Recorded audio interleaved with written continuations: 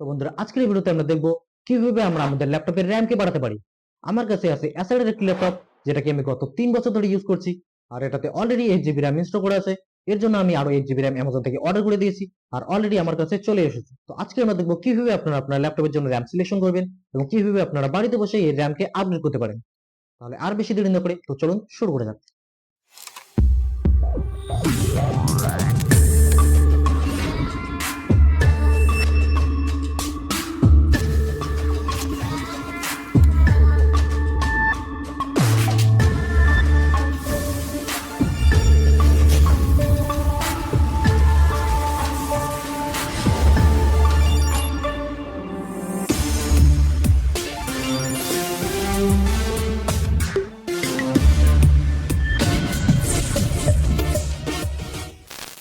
তো চলুন এখন দেখা যাক কিভাবে আমরা আমাদের ল্যাপটপের র্যাম সিলেকশন করতে পারি। এর জন্য সবার প্রথমে আপনার রিকোয়ারমেন্ট জানতে হবে যে আপনি কি কাজের জন্য আপনার ল্যাপটপের র্যাম বাড়াতে যাচ্ছেন বা আপনার কত জিবি র্যামের প্রয়োজন হবে। ফর এক্সাম্পল, আমার কাছে এই যে ল্যাপটপটি আছে Acer Aspire 7, প্রতিদিনের ব্যবহারে এতে কোনো প্রবলেম নেই। এর 8 জিবি র্যামই যথেষ্ট। এটাতে আমি ব্রাউজিং, কোডিং, ডিজাইনিং সব ধরনের কাজই করি আর সবকিছু স্মুথলি চলে। কিন্তু যখন আমি এখানে এডিটিং করতে চাই, এর 8 জিবি র্যাম 100% ইউজ হয় আর আমার এডিটিং সফটওয়্যারটি ল্যাগ করতে থাকে। আর অনেক সময় আমার সফটওয়্যারটি ক্র্যাশ হয়ে যায়, মানে বন্ধ হয়ে যায়, যার কারণে আমার এখানে আরো র্যামের প্রয়োজন হয়। তো এর জন্য আমি এখানে আরো 8 জিবি র্যাম আপগ্রেড করবো। তো একবার আপনার রিকমেন্ড জানার পর আপনাকে এখানে র্যাম সিলেক্ট করতে হবে। কিন্তু তার আগে আপনাকে এখানে রিসার্চ করতে হবে যে আপনার ল্যাপটপে র্যাম আপগ্রেড করার অপশন আছে কিনা, বা সেখানে কয়টি স্লট আছে, বা কত জিবি পর্যন্ত আপনি এখানে র্যাম আপগ্রেড করতে পারেন, বা কোন জেনারেশন র্যাম এখানে সাপোর্ট করে। যেমন আমার ল্যাপটপে এখানে দুটো র্যামের স্লট আছে। এর মধ্যে একটি স্লটে 8 জিবি র্যাম ইনস্টল করা আছে এবং আরেকটি স্লট ফাঁকা আছে, যেখানে আমি আপ টু 16 জিবি পর্যন্ত র্যাম আপগ্রেড করতে পারবো। তো আপনারা র্যাম সিলেকশন করার আগে এখানে রিসার্চ করে নেবেন। তো এর জন্য আপনারা গুগলে গিয়ে সার্চ করতে পারেন, অথবা আপনারা ইউটিউবে ভিডিও দেখেও রিসার্চ করতে পারেন। তো আমি যদি এখানে আবার গুগলে গিয়ে সার্চ করি, Acer Aspire 7 i5 10 generation RAM upgradeability option, তো আপনারা এখানে রেজাল্ট দেখতে পাচ্ছেন। এখানে আমি 16 জিবি পর্যন্ত DDR4 3200 মেগাহার্জ এর র্যাম ইনস্টল করতে পারবো। আর এখানে আমাদের দুটো র্যাম স্লট আছে, যেখানে আমি একটাতে 16 জিবি পর্যন্ত র্যাম আপগ্রেড করতে পারবো। এছাড়া আপনারা এখানে ইউটিউবে গিয়ে ভিডিও দেখতে পারেন। তো এভাবে আপনারা এখানে নিজের ইচ্ছে মতো করে রিসার্চ করে নেবেন। এছাড়া আরো একটি সহজ উপায় আছে, যেখান থেকে আপনারা সহজেই র্যাম সিলেকশন করতে পারবেন। তো এর জন্য আপনারা আপনার ডিভাইসের স্পেসিফিকেশন চেক করে নেবেন। তো এর জন্য আমরা এখানে ব্যাক করে যাচ্ছি। তো আপনার ডিভাইসের স্পেসিফিকেশন জানার জন্য আপনারা এখানে দিস পিসি, অনেক কম্পিউটার এখানে মাই পিসিও লেখা থাকে। তো এর উপর রাইট ক্লিক করবেন, এরপর এখানে প্রপার্টিসে ক্লিক করবেন। তো আপনার ডিভাইসের সব স্পেসিফিকেশন আপনারা এখানে দেখতে পাবেন। এছাড়া আরেকটি উপায় আছে, যেখান থেকে আপনারা আপনার ডিভাইসের স্পেসিফিকেশন ডিটেইলস চেক করতে পারবেন, যেখান থেকে আপনারা র্যাম, স্টোরেজ এবং প্রসেসর সম্পর্কে ডিটেইলস জানতে পারবেন। তো এর জন্য আপনারা এখানে CTL shift plus ESC button press করবেন। তো এখান থেকে আপনারা আপনার ডিভাইসের পারফরমেন্স দেখতে পারবেন। তো আমরা এখানে পারফরমেন্সে ক্লিক করব। তো আপনারা এখানে দেখতে পাচ্ছেন আমি এখানে দুটো ব্রাউজার এবং এখানে স্ক্রিন রেকর্ডার অন করে রেখেছি। তো আমার এখানে 72% র্যাম ইউজ হচ্ছে। তো আমি যদি এখানে র্যামে ক্লিক করি, তো আপনারা দেখতে পাচ্ছেন এখানে আমার 8 জিবি র্যাম দেখাচ্ছে। আর র্যামের স্পিড আমার 2933 এমটিএস। এমটিএস অথবা মেগাহার্ট এখানে দুটোই সেম জিনিস। এখানে আমার দুটো র্যাম স্লট আছে, তার মধ্যে একটি স্লট ইউজ করা আছে। আর ফর্ম ফ্যাক্টর আমার এখানে এসওডি আইএমএম দেখাচ্ছে, তার মানে আমাদের এসওডি র্যাম ইনস্টল করা আছে। এর মধ্যে একটি স্লট খালি আছে, আর 2933 মেগাহার্ট পর্যন্ত আমার র্যাম সাপোর্ট করবে। এভাবে আপনারা এখানে সিপিইউ দেখতে পারেন। এখানে আমার i5 10 জেনারেশন সিপিইউ ইনস্টল করা আছে। আপনি যদি এখানে স্টোরেজ সম্পর্কে জানতে চান, তাহলে আপনারা এখানে ডিস্কে ক্লিক করবেন। তো এখানে দেখতে পাচ্ছেন আমার এখানে কিংস্টোনের এসএসডি ইনস্টল করা আছে। এখানে আমার 500 জিবি এসএসডি ইনস্টল করা আছে, যেখান থেকে আমি 477 জিবি এসএসডি ইউজ করতে পারবো। এভাবে আপনারা এখানে জিপিইউ চেক করতে পারবেন। এখানে আমার NVIDIA GTX 6050 জিপিইউ ইনস্টল করা আছে। তো এভাবে আপনারা আপনার ল্যাপটপের র্যাম, স্টোরেজ এবং প্রসেসর, গ্রাফিক্স সবকিছু ডিটেইলসে দেখতে পারবেন।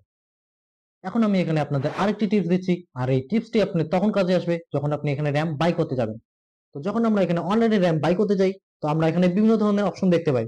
আর আমাদের মনে একটা ডাউট আসে যে এই র্যামটি আমার ল্যাপটপে সাপোর্ট করবে কিনা।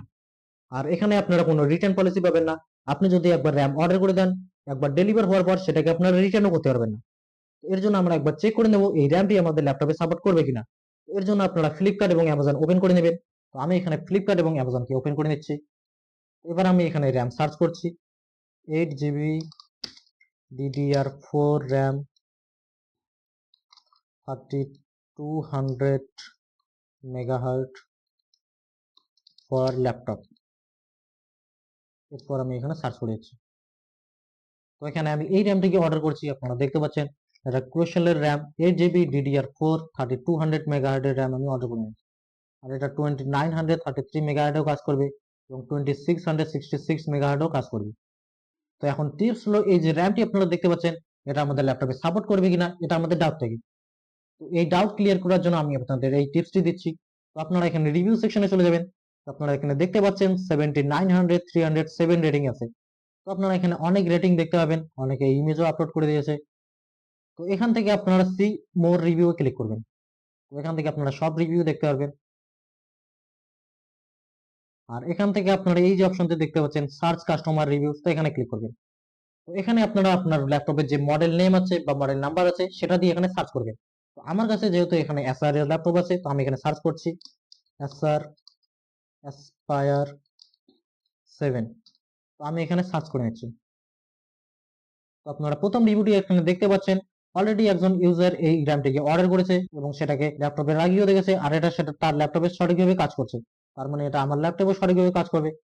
এছাড়া আরো অনেক ইউজারই এখানে রিভিউ দিয়েছেন, তারাও এখানে নিজের এসআর এসপিএস 7 এটাকে ইনস্টল করেছেন এবং তাদের ল্যাপটপে এটা সঠিকভাবে কাজ করছে। তো আপনারা দেখতে পাচ্ছেন অনেকেই এই ল্যাপটপটিকে অর্ডার করেছে, তার মধ্যে কিছু ইউজার এখানে এসআর এসপিএস 7 ইনস্টল করেছে এবং তাদের ল্যাপটপে এটা সঠিকভাবে কাজ করছে। তার মানে এটা আমার ল্যাপটপে সঠিকভাবে কাজ করবে। তো এইভাবেই আপনারা নিজের ল্যাপটপের জন্য র্যাম সিলেকশন করতে পারেন। তো এই টিপসটার জন্য একটা লাইক তো অবশ্যই করবেন। তো এভাবেই আপনারা আপনার ল্যাপটপের জন্য র্যাম সিলেকশন করতে পারেন। আপনি যদি এই র্যামটি অর্ডার করতে চান, তাহলে এর লিংক আমি নিচে ডিসক্রিপশনে দিয়ে দেবো, তো সেখান থেকে এটাকে অর্ডার করতে পারেন। তো চলুন এখন দেখা যাক কিভাবে আমরা এই র্যামটিকে আমাদের ল্যাপটপে ইনস্টল করতে পারি। তো র্যাম ইনস্টল করার জন্য সবার প্রথমে আপনারা আপনার ল্যাপটপকে একবার শাটডাউন করে নেবেন। এরপর ল্যাপটপের পিছনে যতগুলো স্ক্রু আছে সেসব স্ক্রুগুলোকে একবার ভালো করে চেক করে নেবেন। এরপর এক এক করে সব স্ক্রুগুলোকে খোলা শুরু করবেন। একটা একটা করে সব স্ক্রুগুলোকে এখানে খুলে নেবেন। তো লাস্ট এখানে আমাদের আরেকটি স্ক্রু বাকি আছে, যেটা আমাদের এই স্টিকারের ভিতরে আছে। তো এই স্ক্রুটি খোলার আগে মনে রাখবেন যে এই স্টিকারটা যদি এখানে ছেড়ে দেন, তাহলে কিন্তু আমাদের ওয়ারেন্টি ব্রেক হয়ে যাবে। তো আপনার ল্যাপটপ যদি ওয়ারেন্টিতে থাকে, তাহলে এই স্টিকার থেকে তুলে রাখবেন, তারপর একবার কাজ হয়ে গেলে আবার এটাকে লাগিয়ে দেবেন। তো চলুন এবার আমরা এই র্যামটিকে বের করে নিই। তো এখানে আমি র্যামটিকে বের করে নিয়েছি। তো এটা হলো ক্রুশালের র্যাম 3200 MHz DDR4 র্যাম। তো এবার ল্যাপটপটিকে ওপেন করা যাক। তো এখানে আপনার হালকা হালকা করে সাইড থেকে লকগুলিকে খুলে দেবেন। যেহেতু আমার কাছে কোনো প্রফেশনাল কিট নেই, তাই আমি এই প্যাকেটের কর্নার দিয়ে এই লকগুলিকে খোলার চেষ্টা করছি। তো আপনারাও এখানে হালকা হালকা করে এই সাইডের লকগুলিকে খোলার চেষ্টা করবেন। তো আমি এখানে চারদিকে সব লকগুলিকে খুলে দিয়েছি। তো এবার এর ব্যাক প্যানেলটিকে ওপেন করা যাক। তো দেখতে পাচ্ছেন আমি এখানে ব্যাক প্যানেলটিকে খুলে নিয়েছি। এবার আমরা এই ল্যাপটপটিকে একটু পরিষ্কার করে নেব। তো এবার আমরা এখানে র্যাম ইনস্টল করব। তো র্যাম ইনস্টল করা এখানে খুবই সহজ। তো এখানে আপনারা মাঝখানে একটি কাটআউট দেখতে পাচ্ছেন। এই সেম কাটআউট আপনারা আপনার ল্যাপটপের স্লটেও দেখতে পারবেন। তো এই কাটআউটটিকে একবার ভালোভাবে মিলিয়ে নিয়ে র্যামটিকে ইনসার্ট করবেন। তারপর নিচের দিকে একটু পুশ করবে, তাহলে এটা লক হয়ে যাবে। দেখতে পাচ্ছেন আমি এখানে র্যাম লাগিয়ে নিয়েছি। তো এখানে আমাদের র্যাম ইনস্টলেশন কাজ কমপ্লিট হয়ে গেছে। তো এবার আমি এখানে ব্যাক প্যানেলটি লাগিয়ে একবার চেক করে নিচ্ছি। তো এবার আমি এখানে পাওয়ার অন করে দিচ্ছি। এরপর control shift plus ESC button press করে একবার চেক করে নিচ্ছি। তো দেখতে পাচ্ছেন আমাদের র্যাম এখানে সাকসেসফুলি ইনস্টল হয়ে গেছে। তো এবার আমি এখানে ব্যাক প্যানেলের বাকি স্ক্রুগুলিকে লাগিয়ে নিচ্ছি। তো এভাবে আপনারাও বাড়িতে বসে খুবই সহজেই র্যাম ইনস্টল করতে পারেন এবং আপনার পিসির র্যাম আপগ্রেড করতে পারেন। তো এবার একবার ফাইনাল টেস্ট করে দেখি। তো আমি এখানে এডিটিং সফটওয়্যারটি অন করে রেখেছি। তো দেখতে পাচ্ছেন এখানে আমার 11-12 GB র্যাম ইউজ হচ্ছে। এছাড়া আপনার চাইলে অফলাইন মার্কেট থেকেও আপনার ল্যাপটপের র্যামকে আপগ্রেড করতে পারেন। আমিও অফলাইন মার্কেটে র্যাম আপগ্রেড করতে গেছিলাম, তো আমাকে সেখানে 2000 টাকা চার্জ লাগবে বলে বলছিল। এর থেকে ভালো আমি 1350 টাকা দিয়ে নিজেই অর্ডার করে নিয়েছি আর নিজেই লাগিয়ে নিয়েছি। আর বাকি টাকা দিয়ে আমি এখানে এটা নিয়েছি। আর এটা কোনো নর্মাল ইয়ারফোন নয়, এটা হলো একটা আইইএম। আর এর সাউন্ড কোয়ালিটি আজকের দিনে 2000-3000 টাকার নেক ব্যান্ড TWS থেকে অনেক বেটার। তো আপনারা যদি এটা সম্পর্কে জানতে চান, তাহলে পরের ভিডিওটি অবশ্যই দেখুন। তাহলে দেখা হচ্ছে পরের ভিডিওতে।